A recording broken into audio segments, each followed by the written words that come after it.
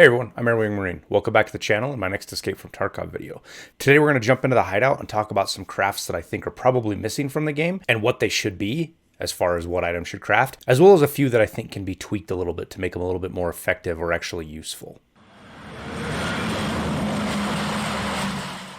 So one of the things my dad always said to me when I was younger is if you're complaining without providing solutions, all you're doing is whining. So let's not whine. Let's provide some solutions. Maybe BSG will pick up on them. Maybe they won't. But either way, it's kind of fun to go through here and poke at and put my input in and see what I think it would do to the game and maybe help things out a little bit. So by all means, let me know what you think down in the comments below. And if you think there's some others that need to be added, please throw them in there. And maybe we do another video down the road on these. Because just because I don't think they're important doesn't mean other people don't. So you guys have ideas too that I think deserve to be heard.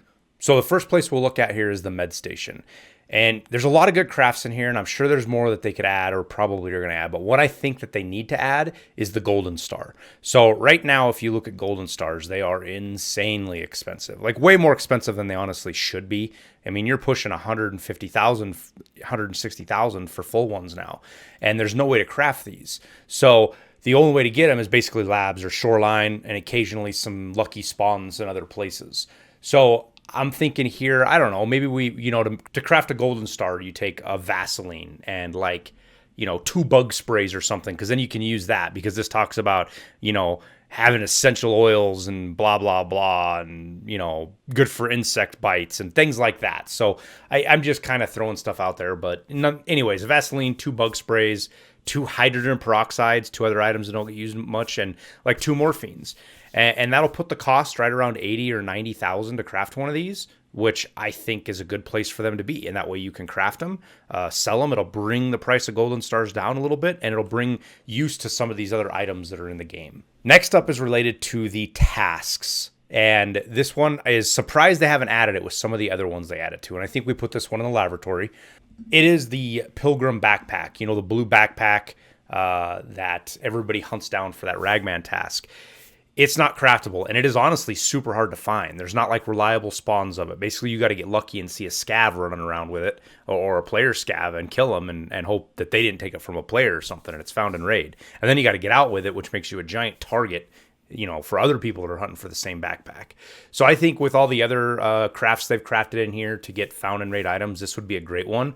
And, it could be something really hard to do and expensive, like 4 duffel bags, 4 ripstops, and 2 paracords and a knife, so that you're not just crafting them all day long. And if you want to do it for the task, it's pretty expensive, which is what I think these task crafts should be. They should be really expensive, kind of like the Ledex one is. And that helps you get through that task if you're stuck on it. At the Intel Center, there's not much I think you should add here as far as new items. But what I think you should be able to do is be able to tear down the COFDAMs, COFDMs, and graphics cards. So let's say you get one in a secure container and you die, and you don't get out of raid with the found in raid status. All you can do now is sell it to the vendor or put it in your Bitcoin farm, unless your Bitcoin farm's full, which mine is now. So a non-found in raid graphics card is only worth 100K to me.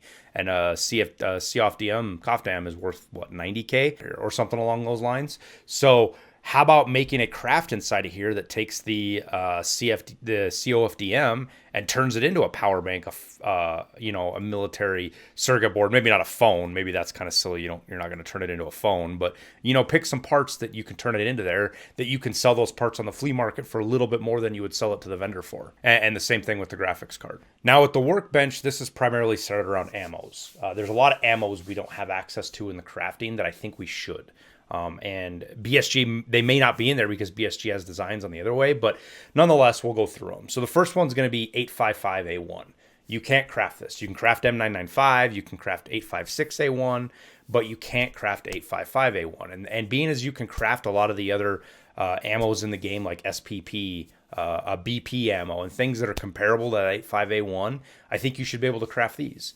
So, looking at the numbers and kind of doing it, I think, you should take 300 rounds of 855 ammo, just the regular stuff. And then let's say 3 bolts, 2 green gunpowders, and 2 blue gunpowders, hawks and kites. And then this same thing applies with the BS ammo. You can't craft BS ammo. Do 300 rounds of this for 300 rounds of PRS, 3 nippers. That's something that doesn't get used anywhere in crafts, and then 4 green gunpowders. And the goal with both of these is to put the cost of these at like 11, 12, 1300 a round. So they're still more expensive than the trader to craft, but they're cheaper than what the market shows, and gives people a little bit more access to this ammo. Now, that may not be what BSG wants. They may not want more access to this ammo, and I totally understand that. This is just kind of my take on it. Another one is APSX. Now, I think this should be really expensive to craft because it's a really good ammo. People are going to disagree with me, but you can't make APSX. You can only buy what's from the vendor. So if we take like 300 Action SX, 4 metal fuel cans and 4 reds, and then you turn that into a craft for APSX. And then I won't get into the specifics of it because I think they can just mimic the 9mm ammo, but I think you should be able to craft the 45 ammo as well, like the AP, the FMJ, and then probably as well the rip ammo, the 45 rip. And pretty much you could probably just copy the 9mm crafts or very close to it and come up with the same balance that you would want to for those bullets. Now, for crafts to fix, most of the crafts in some way or form are useful at one point, but there are a few that I have never crafted and I never will because there's no reason to. The first one being the Serve 12 kit. This was kind of cool when they added this, that they were thinking of it, but this craft serves no purpose. You're never going to craft these. Right now, with being 6 meds, a set of tools, and the S-merch doesn't really matter, but you're talking, these things cost between 50 and 55,000 each to make, sometimes even more, especially early wipe when tool sets are really high. So why would you do that when you can buy full ones sometimes as cheap as 30,000 or 25,000 depending on the time of the day? So I think they either need to make Serve 12s more rare in the world so they're a little bit harder to find, and that will bring the price of them up to meet this craft, or they need to cut some of the stuff out of it. Cut it down to 2 meds and make it 2 S-merches, or make it result in 3 serve kits instead of 2. Then turn it into like a 2-hour craft or 2.5-hour craft or something like that. I think that will be a great way to balance that craft. The next one is Hemostats. It was nice that they added this, but I think this craft is it's useless right now because it's so expensive. Because even if you do want to run Hemostats, this isn't going to be the way you're going to go about it. You're not going to come in here. You're either going to come in and buy it, which is even cheaper than this craft, or you can go to level 1 therapist and barter for 2 sacks of screws right there. And you can do 2 of those per reset. In my mind, that's what most people are going to be running early wipe anyways, or when their characters are low level, because why craft it? Why spend all that money on crafting it when you don't need to? Now, that being said, I don't think they need to change the materials on this. I just think they need to bump this to 2. So instead of resulting in 1 hemostat, it results in 2 hemostats. And I think you kind of fix the craft from there and see what it does. Now, the last one I want to talk about here is at the nutrition unit, and it's the one I'm crafting. I just got done crafting right now, this Kvass. Now, I'm crafting this because I'm power leveling my hideout. So if you want to see that video, I explain how I'm power leveling my hideout skills. I'll put the link above. But the big thing is that this craft doesn't make sense like the others. You're never going to do this. Right now, this craft costs, 36,000. 37, so maybe even 40,000, depending on the price you get your MLRI croutons and your bottle of water from. So there's really no good reason to craft this, especially when you can go buy this bottle for 15, 16K.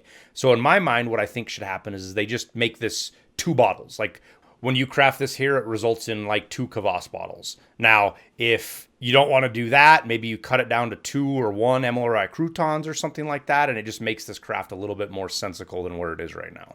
So that pretty much wraps it up. So again, hit up down in the comments for any of your ideas or any crafts you think they should see or crafts you think they should fix that don't make any sense, and we can talk about them there. Appreciate it. Well, that wraps up the video. I appreciate you watching. Make sure you hit that like button because it helps out the channel a bunch. And subscribe for future content. We also have a Discord, links down in the description, that you can come join. We're filling up with a bunch of chill people who just love to play Tarkov. If you're looking to support the channel in other ways, we've launched a Patreon with some benefits like access to a Discord channel, constantly updated spreadsheet for my hideout calculations, and some other things if you want to go check it out over there. Lastly, thanks for your support on YouTube. It means the world to me, and I greatly appreciate every one of you. So with that, we'll wrap it up, and we'll see you in Tarkov.